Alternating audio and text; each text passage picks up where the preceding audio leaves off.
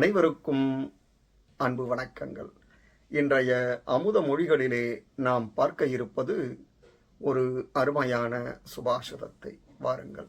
நகுணி குணினாம் வேத்தி குணி குணிஷு மத்சரி குணிச்ச குணராகீச்ச விரளக சரளோ ஜனக. நகுணி குணினாம் வேத்தி குணி குணிசு மத்சரி குணிச்ச குணராகீச்ச விரளசரலோ ஜனக.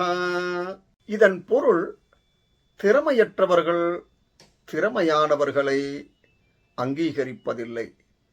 திறமையான ஒருவர் திறமையான மற்றொருவரை பார்த்து பொறாமைப்படுவர்.